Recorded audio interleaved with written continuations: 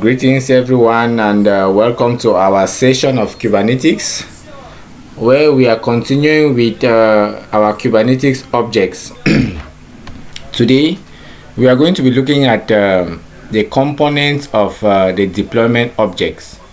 First of all, we want to ask ourselves, what are these objects that we are talking about? We first of all saw in our last class, we did a deployment of a pod. We deployed a one pod that we ran the pod, and we saw the way the pod was running.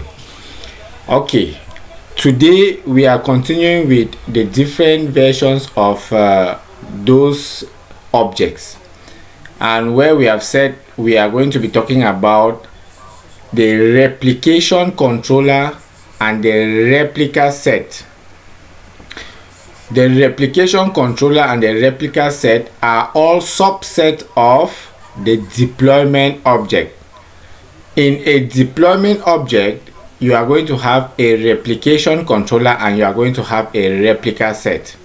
So that is why we have decided that let us first of all take a controller, replication controller. After we treat a replication set, and then we join all of them now, and then we deploy in a deployment object. So in actual reality, the deployment object has both the pod, the replication controller, and the replica set. So if we happen to do in a deployment object, all these things are there. All right.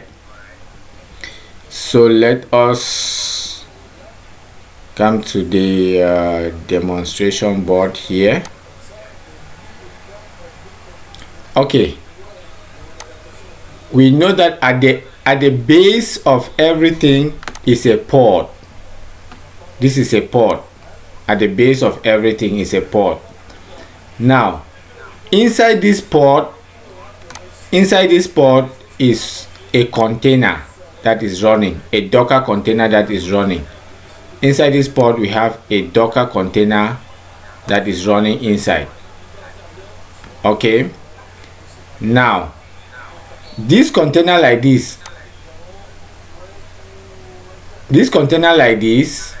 is controlled by everything that Kubernetes tells it to do.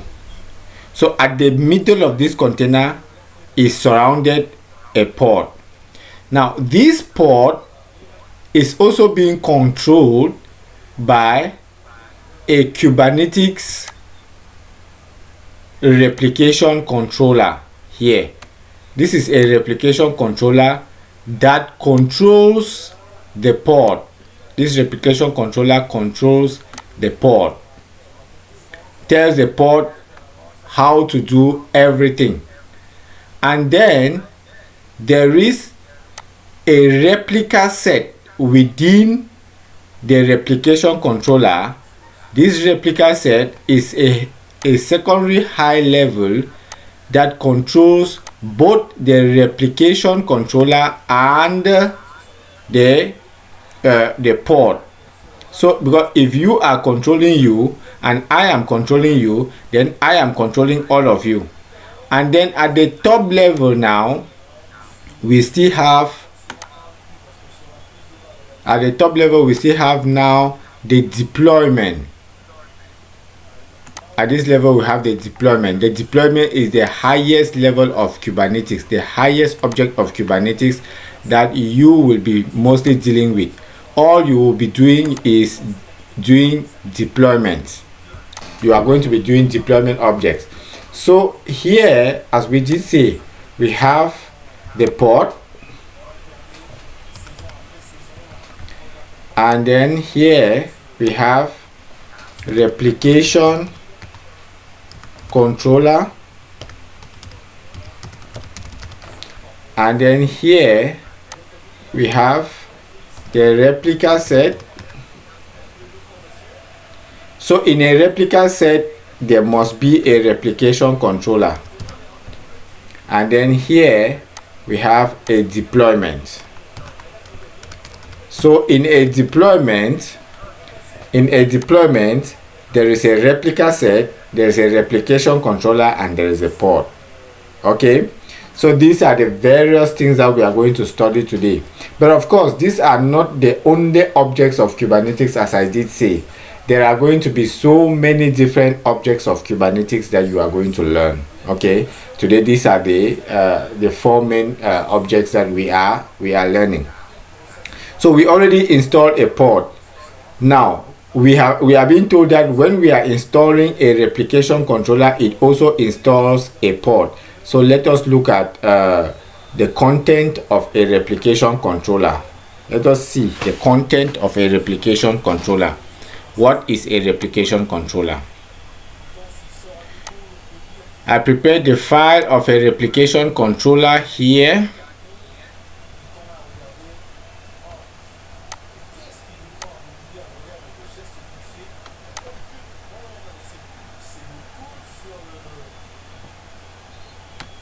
So this is your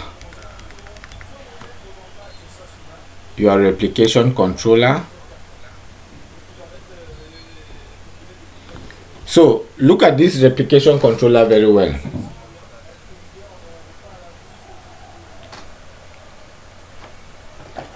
We have at the top level the API version. As I did say, everything starts with what type of code is it? What type of API version are we talking about? With replication controller, it uses the API version v1. We know already that there are two types of versions. There is a v1 and there is a app v1. So replication controller uses the v1 API version type. Now the kind, at the level of the kind, you will see it there. The kind is replication controller. That's the kind of object that we are talking about here, a replication controller. So here now is going to be its metadata. What is the name of that replication controller that you want to use? The name of that replication controller is httpd-rc. That's the name of the replication controller. What are the labels? Yeah, I label it my name. I have the author. I am the author of the replication controller. That is, I am the person who has the replication controller. So I just give my name there. You can give anything there. And then, so how do I know that this is a replication controller? Because here under the specification department, I have passed the number of ports that I want that should be running in my system. I've passed the number of ports that I need them to be running. Now, what is a template? In this template, it is what the port is going to contain. What is the name of that port?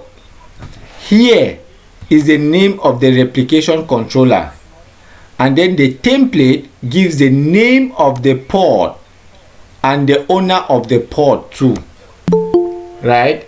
The template gives the name of the port and the owner of the port. So at the top level is the name of the object. At this specification level where you have the template, it is the name of the port. And then at the down level, we have the data for the image.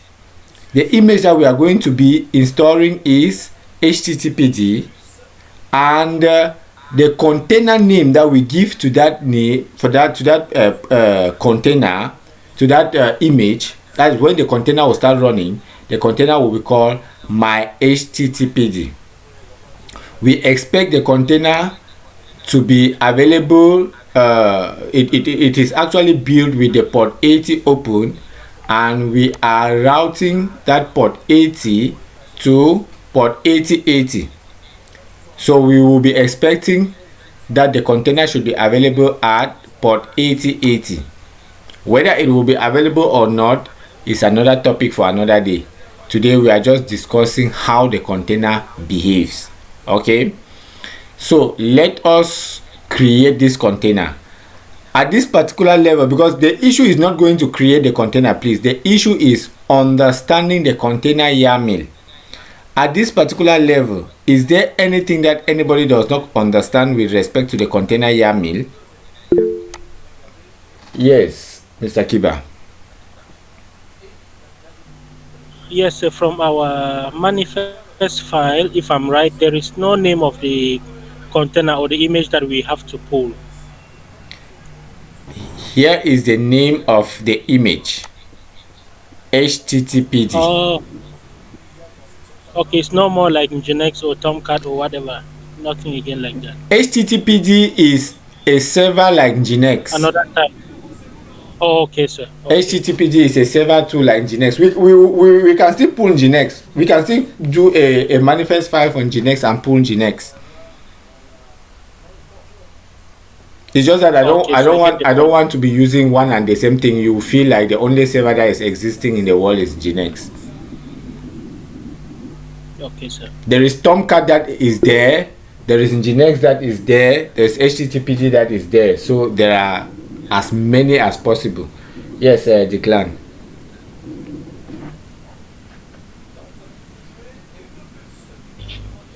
That means for each object under Kubernetes, it needs a manifest file.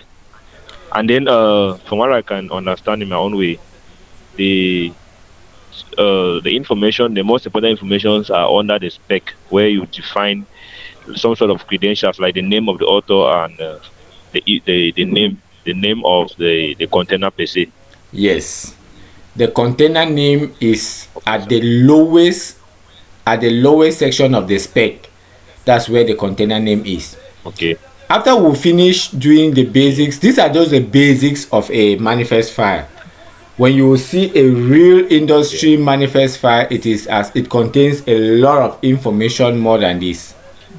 You have information that specifies the resources that the pod is going to use.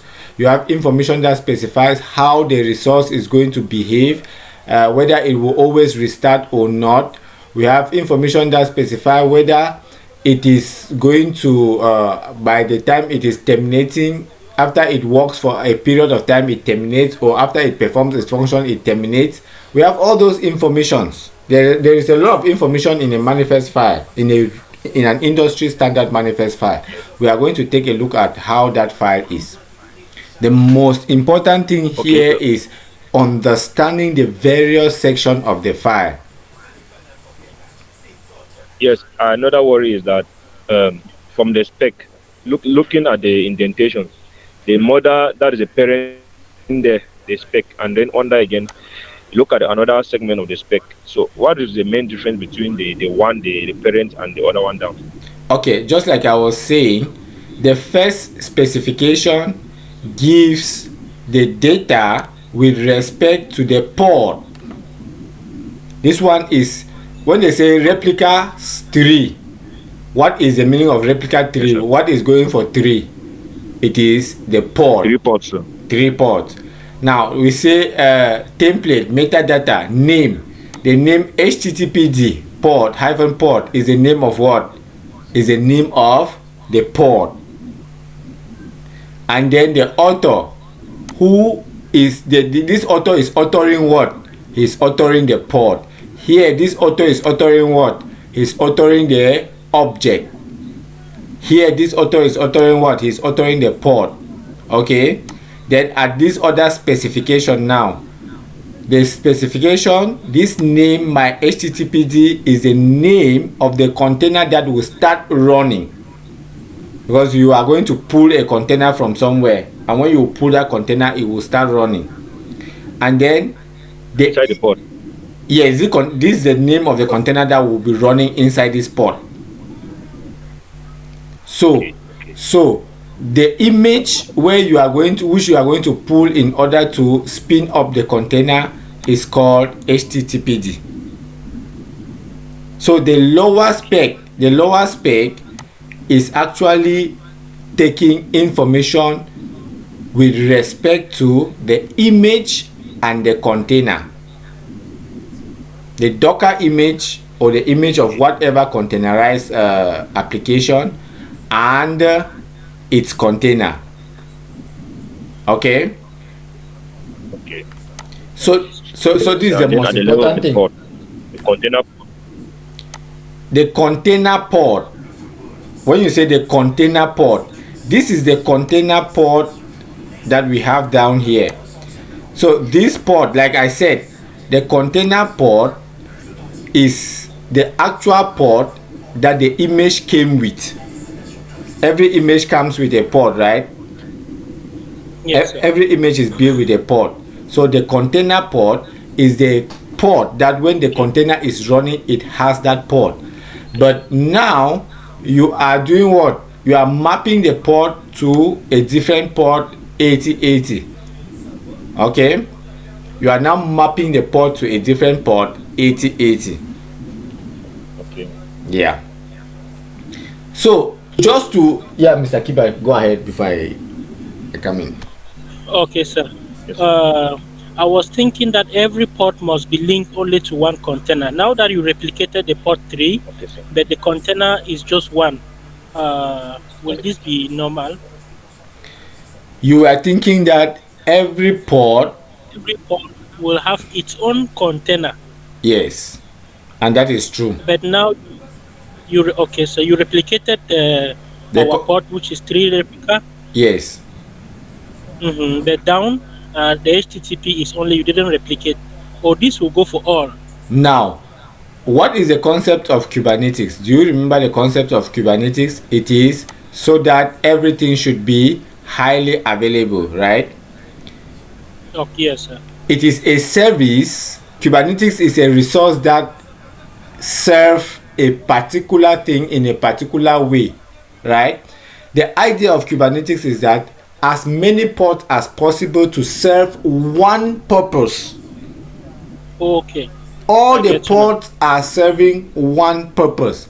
If the ports are there to make you reach a particular kibaedwin.com, then all the ports should have the same door, which if anybody uses that key, he will enter any door in the world and have the same content. So with respect to Kubernetes now, it is like you have a house of goods that you are selling in Cameroon only, and if anybody wants to buy your goods, he will have to open your door in Cameroon to see those goods. Now what you have simply done is you have multiplied those houses, and the same houses have the same content, but now they are available in all the different continents with the same key that somebody is opening in Cameroon to see the goods that you are selling.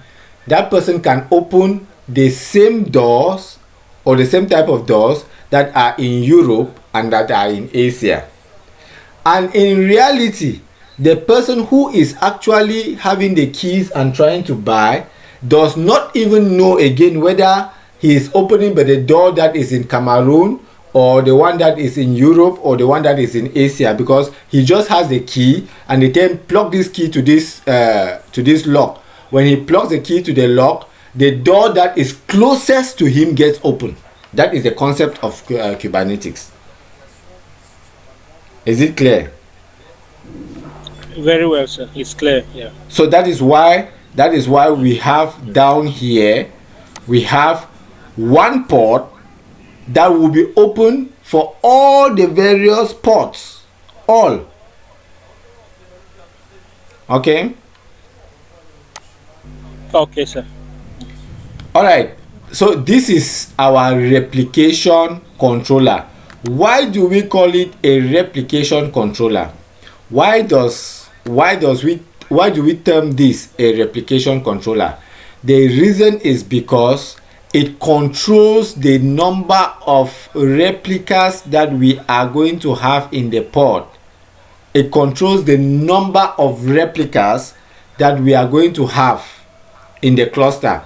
If we want to have a cluster of 10 ports, it is this replication controller that is going to give us. We are going to pass the number 10 here. If we have to have a cluster of 100 ports, we are going to pass the number 100 here. So it is the controller, the replication controller, that decides whether we are going to have a particular number of ports. All right, so let's put the number to 2. So let's go and create our replication controller.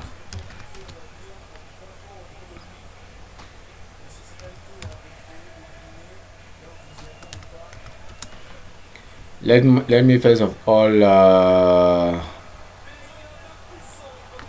remove everything that is here. That is what I did for you.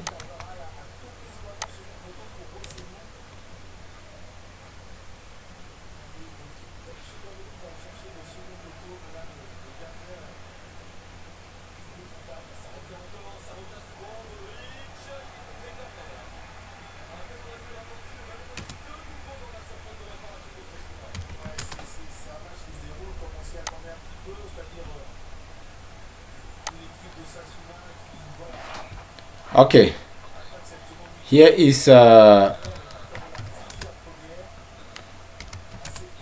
system. We have to remove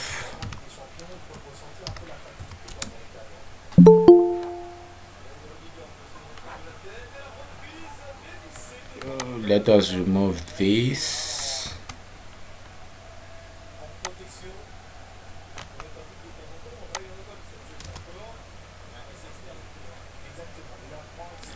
Write protected. Okay, let me see.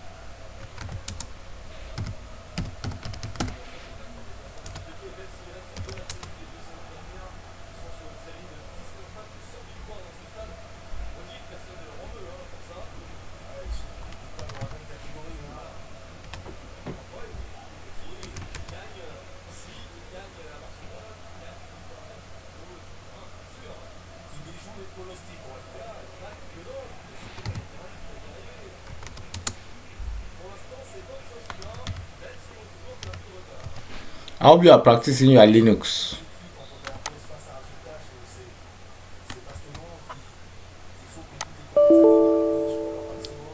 I'm trying to. You are trying. Yes. Linux is the key. What the fuck? Application controller, I mean sudo rm command not found. Okay, we'll give it a different name. All right. we know our normal role. The kind is replication controller, and the name is that. So this is the name that we are going to give it, right? This is the name that we are going to give our file, but we can give our file a different name. So let's give our file the name replication whatsoever. Let's open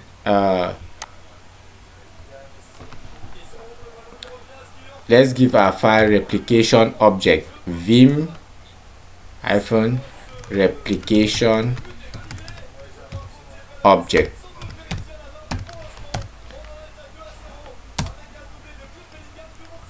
Then we copy So .yaml, you didn't put .yaml. Did I? You didn't put .yaml. It doesn't matter. It does matter. Application object or It application object .yaml. it does matter. Why would it not Okay. matter? It should be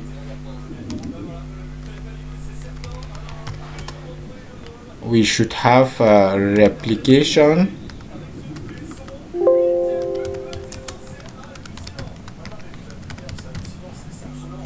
object dot yaml. Okay. If you don't put dot yaml, it won't work. Yeah. So you copy now the manifest file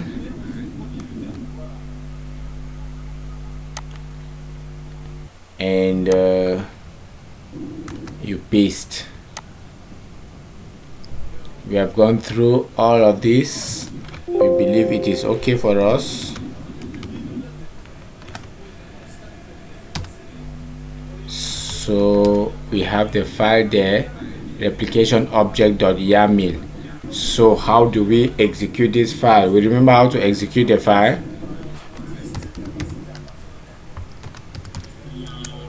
kubectl.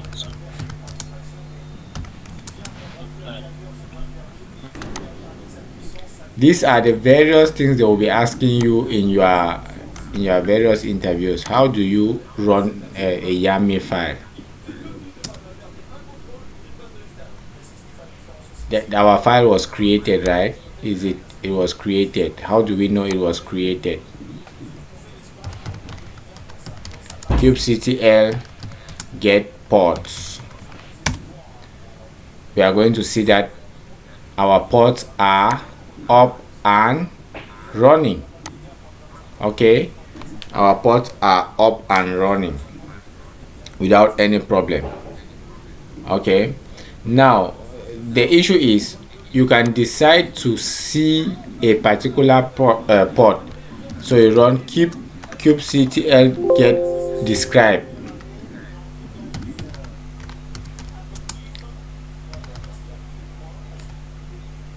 kubectl describe, and then you give your port name.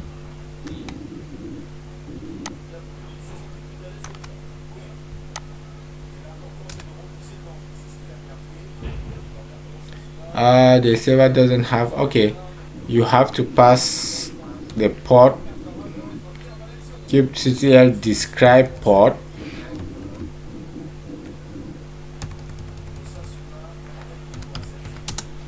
then the port name. So you are going to see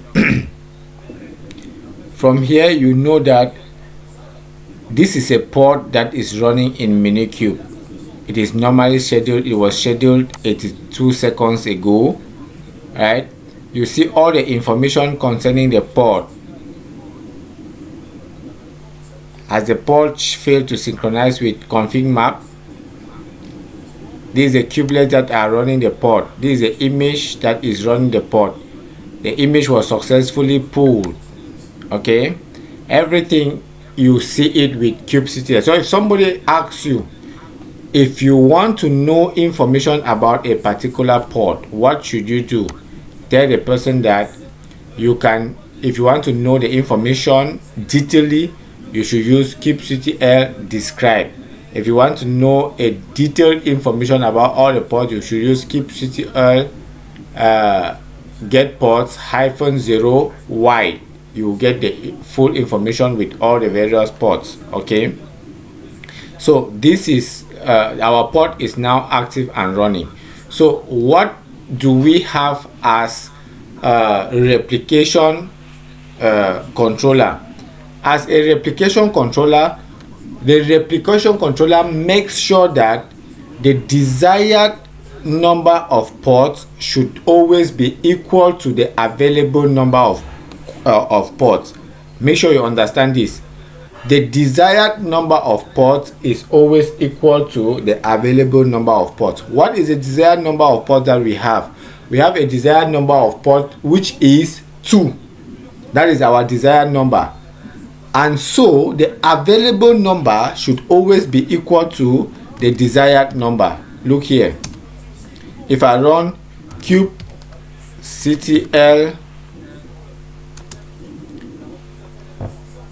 get ports -0 wide. Now we see that our ports are running, and they are running in Minikube, and they have a particular node in which they are running, because we provided how many nodes? We provided 2 ports, and they are running within particular nodes. So this one is running in M02 and this one is running in Minikube 1. So with -0 wide, you get this information. Now if you run kubectl get all, now here you have everything that is available in the name of Kubernetes objects. Everything that is available, you get them there. So we have this service object. It is a cluster IP. It is provided by Kubernetes. We are going to come to the service object. Now this is the replication controller. Remember that we said a replication controller is a higher level to a pod. So this is our replication controller here. What is the replication controller controlling? The replication controller is controlling these ports here. So these are the ports, and then this is the replication controller that is controlling this port. So the replication controller is telling us that the desired was 2 and the current is 2. So the replication controller has done its duty. The desired is 2 and the current is 2. So replication controller is doing its highest duty. Now if I decide and say that no, I just say kubectl delete port, and I pass the name of the port, kubectl delete, and I pass the name of the port. This is the name of the port that I want to delete, a first port. Copy and pass. You see the port is deleted, right? But when I run kubectl get ports, now what is happening? The port is showing, all the ports are showing that they are running without any problem. Why is this port not deleted? Each time you run kubectl get port, you will see that the ports are running without any problem. I have deleted a port and the port is really telling me that it is deleted. But when I delete the port starts back. Look at something. This port starts back 12 seconds ago, but this one started 6 minutes ago. Why do you think this one is 12 seconds ago and this one is 6 minutes ago? Because I just deleted it, and when I deleted it, it recreated itself. So let me delete this second one that started 6 minutes ago. We run kubectl delete port, and then you pass the port name that you want to delete.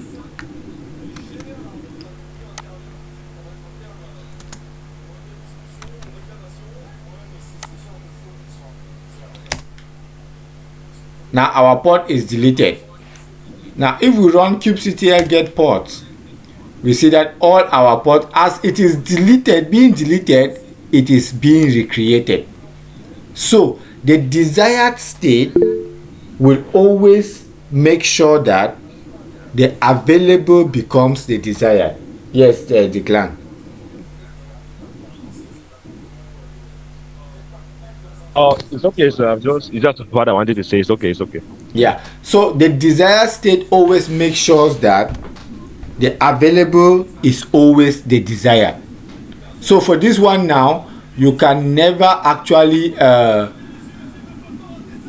Vinicius has scored. Okay, for this one now, you can never actually delete one port in a replication controller. It's impossible. Okay, so that is the actual work of a replication controller. It replicates all the ports. Okay, so now after that, knowing about a replication controller, let's move over to a replica set. We have seen a replication controller. Let's move over to a replica set. So, but before moving to a replica set, how are we deleting the replication controller? Yes, Mr. Kiba. Yes, so replication is different from restart, because restart is showing 0, but we have the replication controller has replicated back those It's because points. my system is very fast. It has already restarted. Oh, okay, sir. If Okay. if it is in a slow system, you will actually see it restarting. Okay, sir. Yeah, it's because the system is fast. The moment it deletes, it restarts immediately. And to show you that it is a different port, look at the suffix that is here. This one is totally different from this one. Are you seeing? Just to show you that it is a different port now that has been created. This suffix I see. here, Yeah. this suffix here is totally different from this one here. So when you delete the port gets deleted, but a new one gets created immediately to replace the one that was deleted. So that's the concept of replication set. It always makes the desired equal to the available. Okay. So that is the idea behind replication set. Now we are moving one step higher now. Let us move over to replica set. That was the idea of replication controller, please. We are moving now to replica set. So what is the difference between a replica set and a replication controller? I face difficulties understanding this, but try to understand this. Yes, Declan. So I think you had to show how to delete the port. Okay, in order to delete the ports, now when we delete one port, the port gets created. When we delete the other port, the port gets created. So what should, in your own idea, with this picture in mind, so what should we delete? Replication. When we delete one Replication port, control. when we delete one port here, there are two ports here, right? We have two ports that are existing here, like this.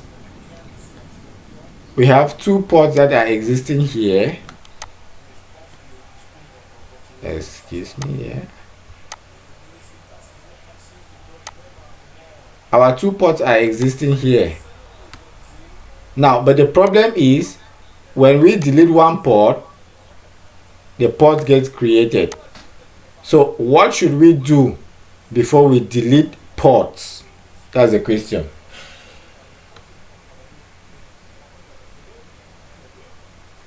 Who has an idea?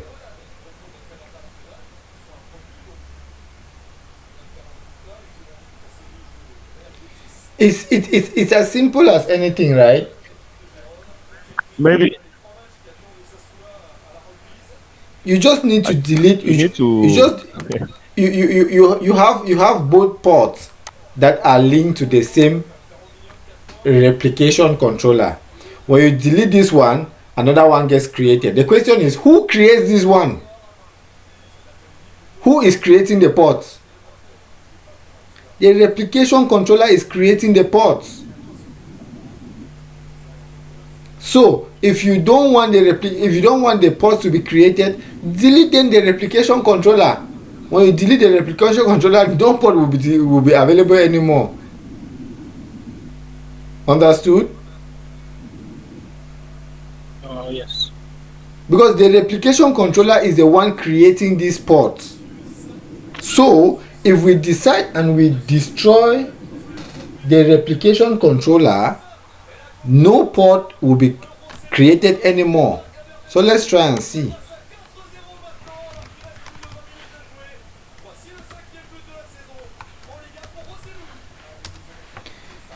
Now we want to delete the replication controller. So how do we know what is a replication controller?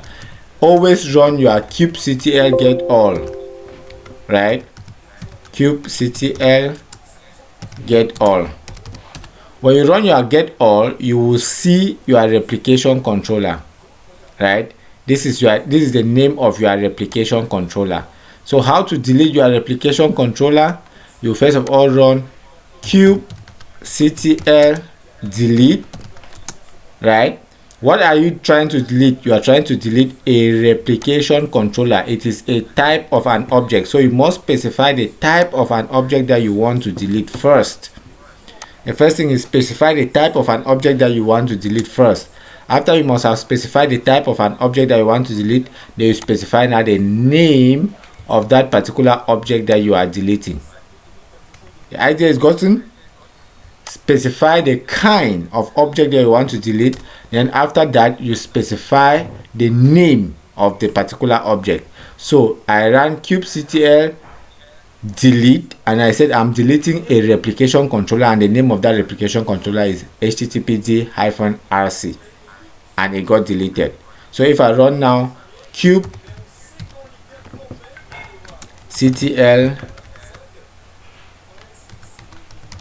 get ports,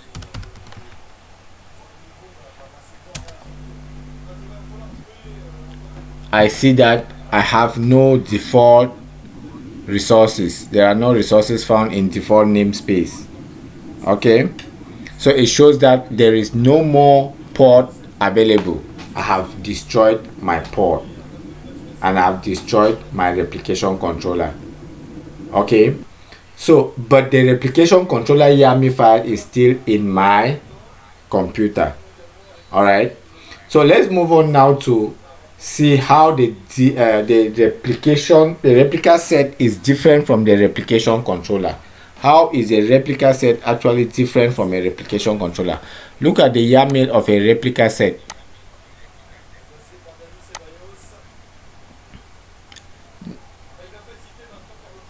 Now this is a YAML of a replica set. Let us walk through it. It is the same thing. Now the replica set is having what type of a version? V1, right? Kind is specified, a replica set. Take care, this set here is in capital S and this R here is in capital R. So this R and this one are in capitals. Okay, that is how you use to join the two different words. Now we are trying to deploy a Tomcat object. We are naming the object Tomcat, right? That's, remember that the names up here belongs to the object, and the type of the object, it is a web server.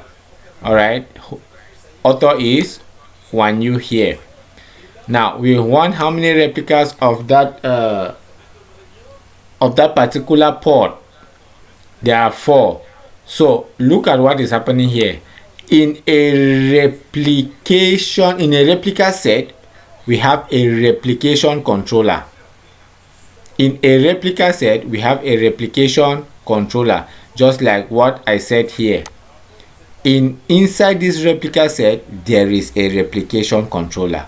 Okay, so that is the replication. When you just see replicas equals this, that means this is playing the role of a replication controller. Now, what is the role of the replica set? How does it differ from the replication controller?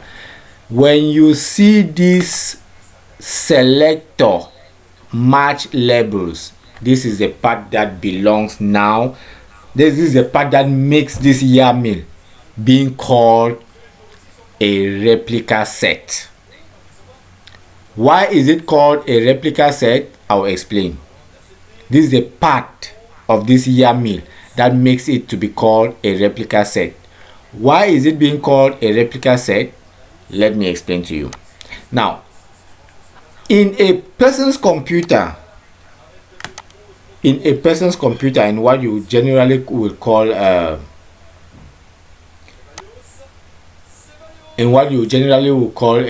node, there are so many ports that are available, ports of different clusters that they are just swimming in the sea inside your computer. There are so many ports. There are thousands of ports inside this very particular computer, thousands of them, right? These ports are always just there, playing different roles, playing different functions. Okay, now if you want to deploy your application inside a particular node like this one that is already having so many ports, and then you deploy, this is your own application that you are deploying, this is your own port that you want to deploy, you deploy your own port. Now you want to scale this your own port to be 4 different ports. If you just pass in the replication controller that replica equals 4, how will this particular YAML file understand that you actually mean that the replicas should be this particular port? The replication controller does not know which particular port you want for it to replicate. So you have to decide. In this, our first example, it replicated because that was the only port that was there, without which it will replicate as many ports that are available as possible. Okay, now the replica set comes in now to specify the particular port that should be replicated. Now in the replica set, you are going to say selector, that means select me the port that matches this label. And what is that label? The label is web server. I think it is clear. Selector, select me all the ports that matches web server. When you pass web server here, you then make sure that the name of your object should be web server and the name of your port should also be web server. Remember that this web server is like saying that the web server that is here is like saying that look inside this cluster. If you see any name as web server, replicate it times 4. So when you do like this, you then make sure that to your object you pass web server and to your port you pass web server. Possible questions that they always ask in interviews. You have deployed a port and the port is mostly showing pending. What will you start searching for? What will be your first troubleshooting? Your first troubleshooting will be that try to see whether the person who wrote the YAML file took into consideration that the match label is the same with the label that has been given to the port. Because if this label here that has been given to the port is different from your match label, the port will remain pending and will never get created. It will remain pending forever. It will never get created. Because the YAML file is trying to look around to see whether it will see a particular web server. But it is not seeing any web server because you have changed this name. It is not seeing any web server. So it must see a web server because before it is able to replicate that web server to 4. Okay? So this is the idea of a replica set, and that's how it is differs from the replication set. Who has a question?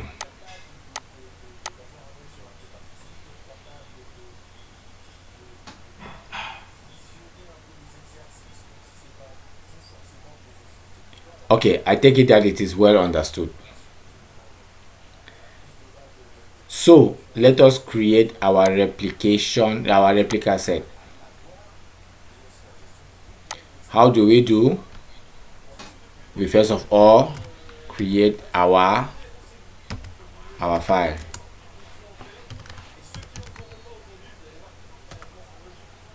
Let's give it a replication -object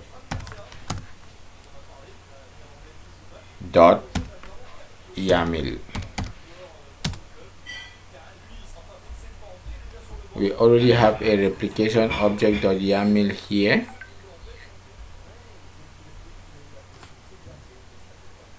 Okay, it is everything that we need. Replication. This is a replication controller, not replication set. So we are not looking for a replication controller.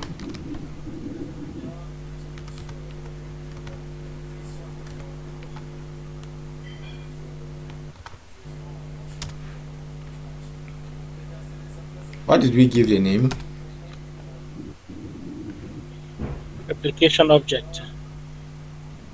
We gave the name replication object. Okay, so let's give the name now. Yeah. Replica set object.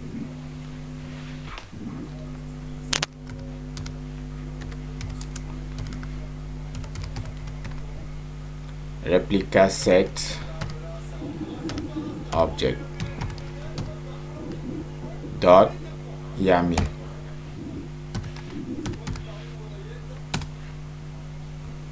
Now we copy our object. We know about the port, right? It's the same thing. Yeah.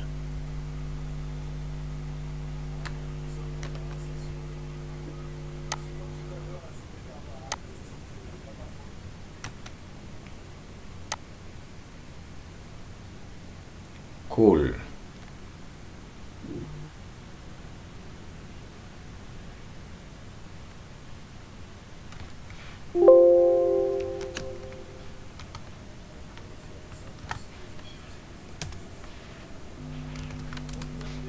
So we have now our replication controller. Is it replication set controller? That's it. Yeah. So we run now kubectl apply -f. Right.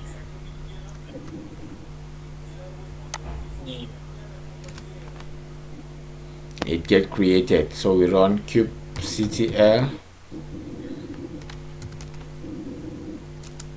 get ports. Now you see these two ports will remain pending forever. They will not get created. The reason why they will not get created is that when we were creating our Minikube, I passed it that two ports should be created at any one time. So when you create more than two,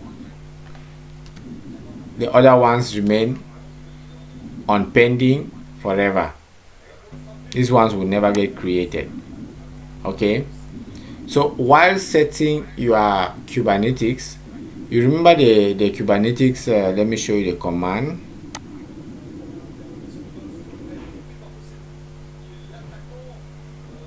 I have the Minikube script somewhere.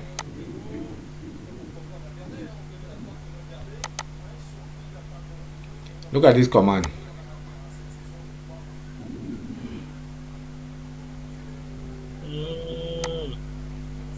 Right? Okay. This command will tell you Yeah. what you are going to run. Okay, so that is the command. So you can increase the number of nodes that you want to be created, or you increase the number of the capacity of your resources. But remember that as you are increasing the capacity of your resources, you are complaining that this thing is taking you time to install. It will take more time again for it to get installed.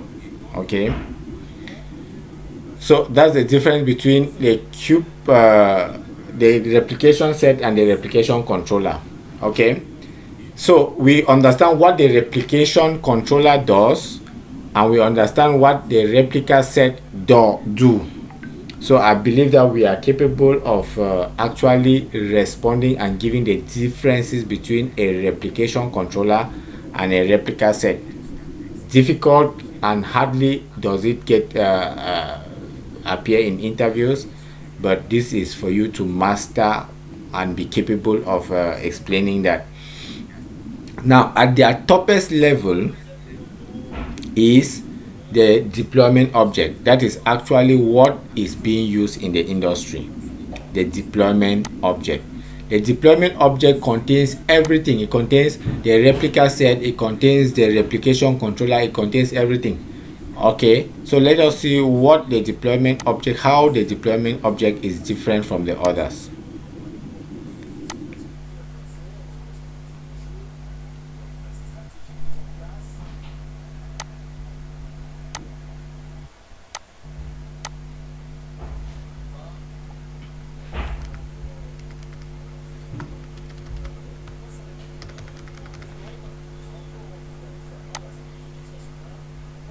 Is Adija in this class?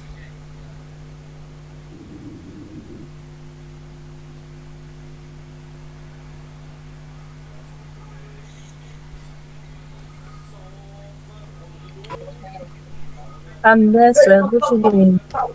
I've told you that they don't spy in when you enter, you make sure that you are already there. Let's know that you are already there. Let it not be that some people are holding you hostage and forcing you to be listening to us. So here is It's not like that, sir. Not like that. okay, I hope so. Here is our deployment file. Okay, look at the deployment file. We have the API version, that the kind is deployment. Metadata, we are deploying this time in Nginx, right? And then as we are deploying Nginx, we have the speculation as a specification. The replicas are 3, and then Nginx is going to match labels with this name, proxy server. So that means my port should be named proxy server, and truly the port here it is named proxy server, because this Nginx, from this match label, this deployment file is going to match all the labels proxy server and then replicate it. Every activity that will be performed with ports that are called proxy server. Okay, then as we are coming down, we discover that we have the second specification.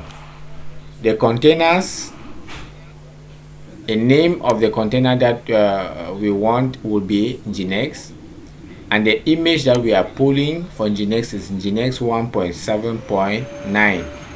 okay, and then the port of the container that will be there is port 80, and then we are exposing the port at port 8888. okay, so can somebody look at this file and try to tell me the difference between a replica set and a deployment? The difference between a replica set and a deployment.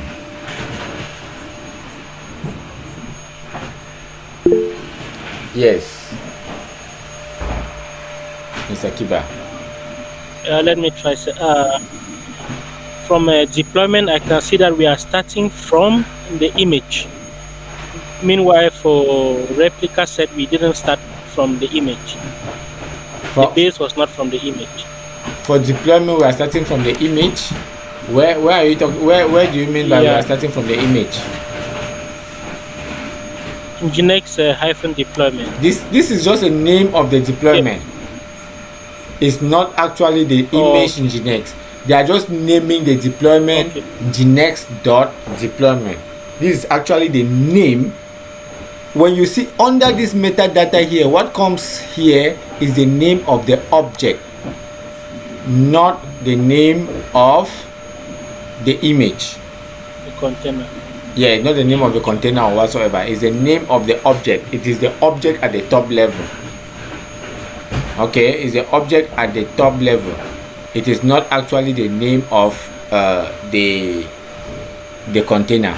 So generally, you would at this level you will likely see very few differences between a replica set and a deployment.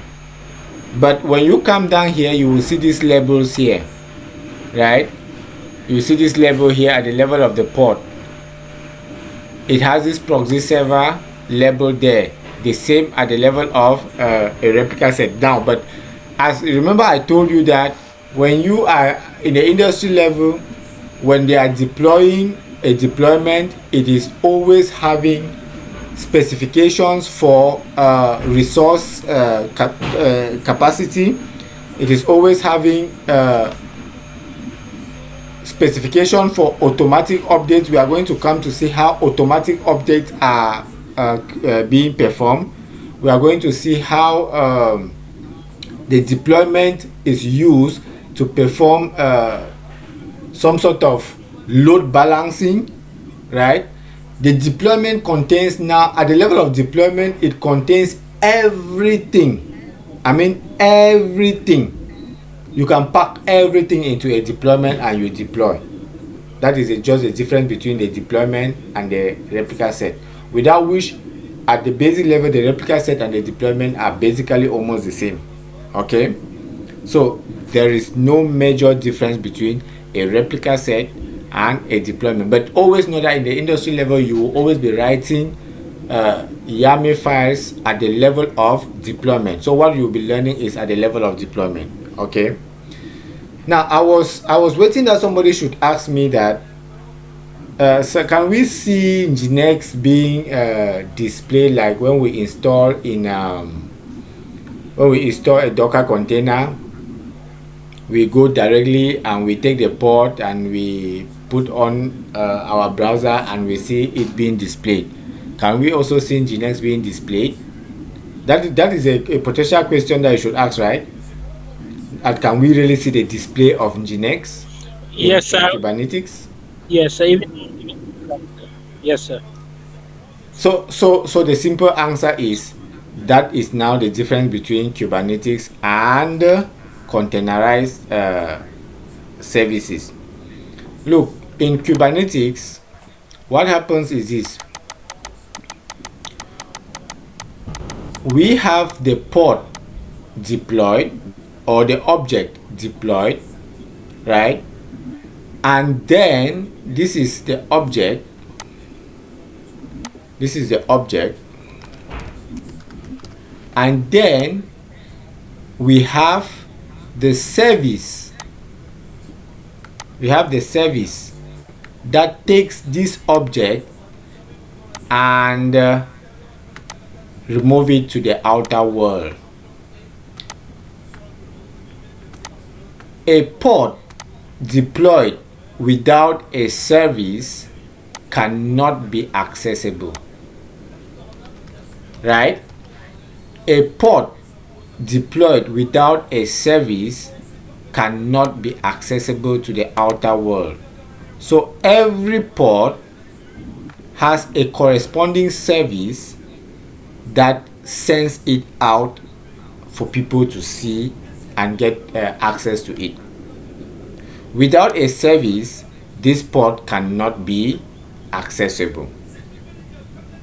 So the pod's configuration that we are going to have is going to be performed in the service. Remember how we defined service the last time? Service gives an attribute to the pod.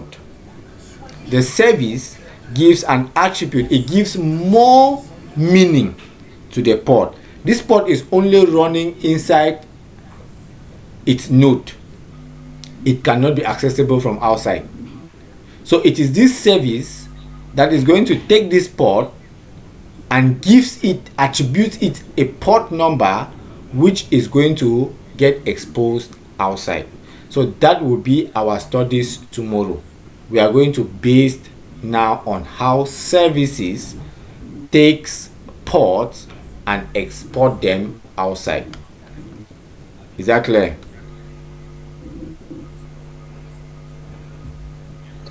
Yes, it's clear. Okay, sir. Yeah. So in the absence of no question, I think we can get ready for tomorrow. Any question? One question, sir. Yeah.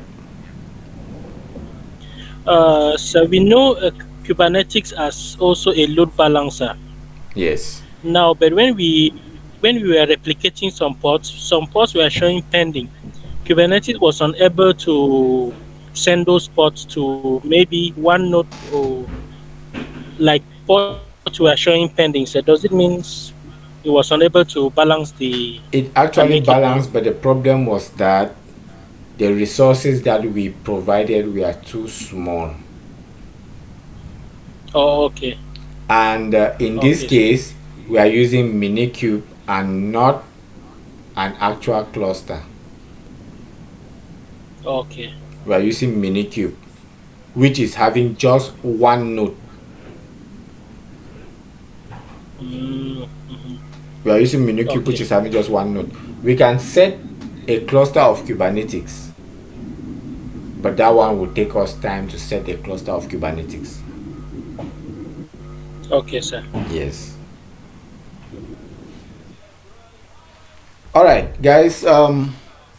We meet tomorrow, God willing, by 8 p.m. Cameroon time. See you tomorrow.